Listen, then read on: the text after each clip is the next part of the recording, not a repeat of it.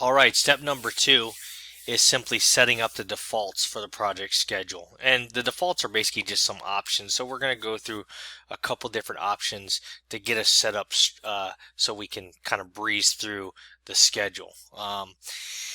You can see we have a lot of, we have a taskbar over here. We have a taskbar over on the right side and on the left side.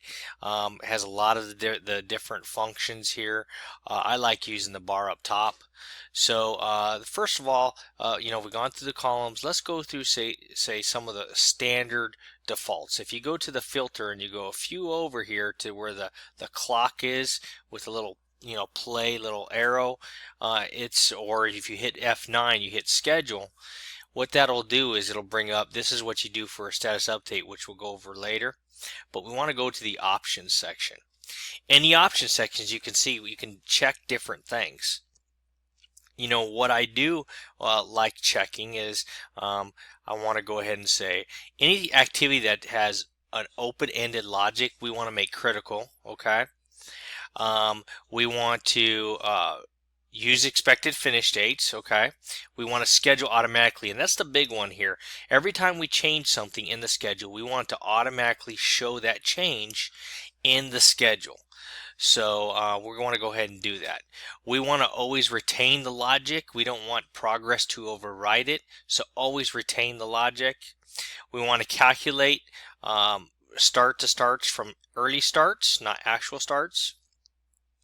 And this is a neat function here, as you can establish the critical path as pretty much anything. I like saying critical path is the longest path. Some people will go in here and say, okay, the critical path should be anything less than 20 days, and that's actually not a bad idea, because it gets not only the critical path but the near critical path. If I were to say 0 days, the total float less than or equal to 0 is the critical path, is the same as saying it's the longest path, because total float of 0 days is the longest path. So we're just going to go ahead and hit longest. We want to calculate float based on the finish date of each project, not the open project, each individual project. We want to compute float based on finish float, that's late finish minus early finish. And calendars for scheduling relationship lag should be predecessor activity calendars. So these are the options that you want to choose and make sure you have, because that'll make sure it's efficient and effective. You can have multiple different float paths, and we're not going to get into that because this is much more high level, and we want to stay towards the basics here. So we'll go ahead and hit close. It will go ahead and hit schedule, and it'll save those functions, right? So we basically have all the options put in there. The other thing that we want to do is we want to go in and we want to set up the start date. So we go out from the activity tab to the project tab, and in the project tab, like I said, it has a lot of information about, if I change from one project to another, you can see the information changes at the bottom.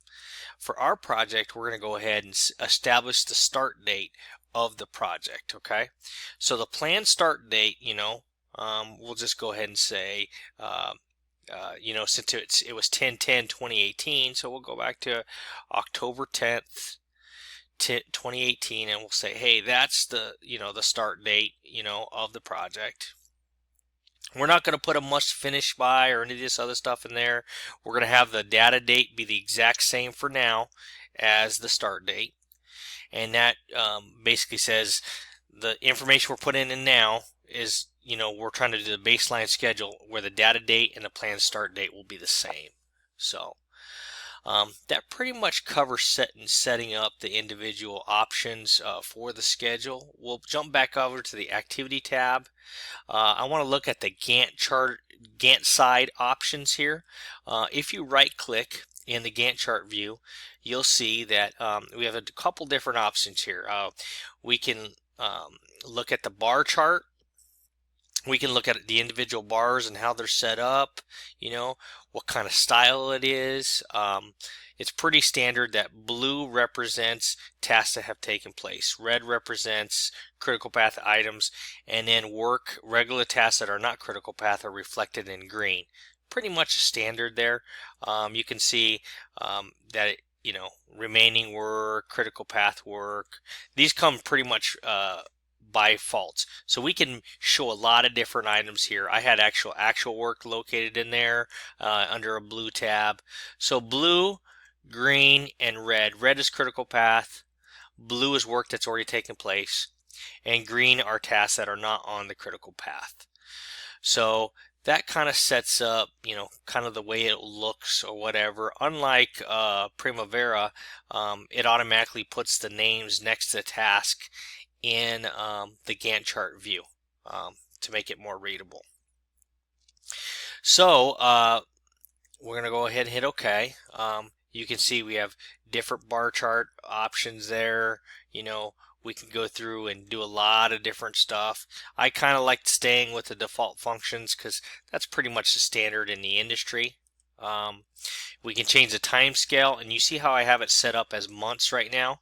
I have it set up as quarter and months. I have each individual quarter and months. That helps on a 11 by 17 view, to be able to show the entire project over that. Now, as we progress to construction, we may want to change that to be more detailed. Instead of every month, it could be a third of a month. It could be, you can see they have several different options here. Quarter and months is very typical. So that's what we're going to kind of stay with there. Now, I think that pretty much covers, everything related to what we're trying to do here, setting up defaults. The connectors. So the connectors between the tasks can confuse something in a large schedule. So if we want to prevent those connectors from occurring, if you see right here it says relationship lines, we can turn that on or turn it off just simply by pushing that button, and that allows us to determine if we want to show the lines or if we don't. Sometimes they can be helpful, sometimes it's just a mess. So in this case, I'm just going to go ahead and leave it off altogether. So in conclusion, we reviewed how to set up a project, all the defaults in a project. We looked at a few options. We made sure that we auto-scheduled. We had this auto-schedule option where we could, every time we change the schedule, it automatically updates. We set the project up to start on the early start date. We gave the Gantt chart view. We gave the different options there, the different types of bars, the different colors. We looked at the connectors, the way to turn them on and off. One thing I will say is that in Primavera, the path is calculated on the longest path, meaning as you put the task in and you assign durations and logic, the critical path will show on any task that either lacks a successor or is the longest path. So it will not turn red unless you do that. Some people say, well, I'll just turn that bar red. No, that's not the way it works here. The software knows what the longest path to the network, and it'll identify those within the schedule as the bars are red. So that kind of pretty much covers step number 2 of setting up the defaults.